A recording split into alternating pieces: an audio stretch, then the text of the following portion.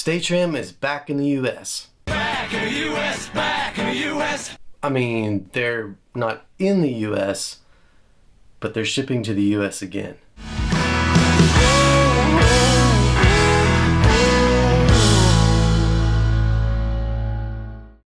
I made a video a while back about Jazzmaster bridge options, and I tried to make an exhaustive list, but I think I left a few out, namely the Fender Custom Shop RSD bridge and the Halon bridge. I don't think either of those were available at the time, but to tell you a little bit about those, the Fender Custom Shop bridge is only available if you purchase a Fender Custom Shop guitar, or you might find one for sale online. In the rare instance, I saw one for sale on Reverb for $500. Yes, $500 for a small amount of metal. I can't wrap my mind around it, but then again, I am cheap. The Halon one, I looked on their website today and it looks like they're not even offering Jazzmaster or Jaguar bridge options. They only have Telecaster, Stratocaster, and Les Paul hardware for sale on their site, or at least that's the way it looks. In that video I made, the two standouts were the Staytrem and the Mastery bridges. Both obviously have their pros and cons, but one of the biggest differences is the price tag. The Staytrem comes in at about roughly $100 and the Mastery comes in at about roughly $200. In my research online, as you might guess, opinions vary. It seems like there are just as many people who like the Staytrem as the Mastery. Of course, there are diehard Mastery fans and there are diehard Staytrem fans, but some people just like both and they say either or are good. In my opinion, it boils down to this, and I might be oversimplifying things, but the Mastery has a futuristic look and adds sustain to your guitar. The Staytrem has a more classic look. It looks like a Mustang bridge, and its greatest asset is its dependability and also its price tag. But like I said, I am cheap. Let's just call it the better value. So for whatever reason, shortly after I made that video and decided that Staytrem was in fact the bridge I eventually wanted to get, they stopped shipping to the US and I've had to wait until now to get one. So needless to say, I finally purchased a Staytrem bridge, but I also decided to buy the vibrato or the trem assembly, which basically consists of a trem arm and a collet. But before I did all that, I had to decide what size collet comes in my currently installed trem assembly, which is a 62 trem made in Japan.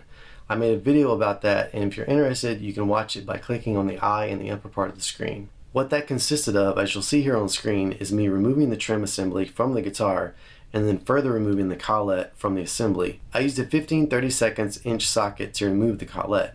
Now I've heard these can be nightmares to get loose, but mine came out pretty easily. The two types of threads that Staytrem offers are a 3/8 inch, which is the finer thread, and a 10mm, which is the coarser thread. They have really good pictures online which you can compare, and it turns out that mine was in fact the coarser 10mm thread. So from here on out, I'm just going to touch on what I think are some important notes in my experience with Staytrem. The package came from the UK, so it obviously had to travel overseas, but it got here in pretty good time considering the current supply chain issues. The particular package that I got had the trem arm sticking out the side, so at some point it had poked through the cardboard envelope, but it looked like it was in good shape and it was no big deal. The bridge radius I chose was a 9.5 inch versus a 7.25 inch to match my Squire Vintage Modified Jazzmaster, which I purchased in 2016. Now I read online somewhere, I think it was the Offset Guitar Forum, that you could purchase these optional plastic collars that sort of hold the bridge in place and in my mind might give you a little bit more sustain. But what it seems like I got is the, I guess, generic plastic bushings that come on the post to keep the height adjustment screws from coming loose. These plastic pieces on the post basically matched up with what I had going on with my existing bridge, which consisted of blue painter's tape. I'm not exactly sure how I ended up on this configuration, but after a lot of trial and error, it just seemed to work. So more or less the bridge was a drop-in replacement for me, and it should be for you as long as you have the sort of cups that come with a typical Jazzmaster bridge. And the bridge does still move or rock back and forth like a typical Jazzmaster bridge would. It's not a lot, but it's plenty to give you the full range of motion of the vibrato. Honestly, I went back and forth between whether or not I should buy the Staytrem arm and collet, but basically what it came down to was reliability. What I had done with my 62 trem was take the end or the tip of the arm and bend it so that when you insert it into the collet, it will make a better contact and theoretically not move as much. And putting said bend in a trem arm is pretty simple to do. My preferred method is to drill a hole in a piece of wood, stick the arm through the hole, or you could extend the end of the arm over a table or something like that, and then you just hit it with a hammer. Basically, you just tap it. Just tap it in. Just tap tap it in. But going back to my situation with the 62 trim, and this would basically be the same for any Fender branded trim assembly for Jazzmasters or Jaguars across the board, I can insert the bent arm into the assembly with a pretty good amount of force and it would stay put for a while. But after a while it would become loose, start squeaking, and not stay put. And I'm going to show you an example of that now.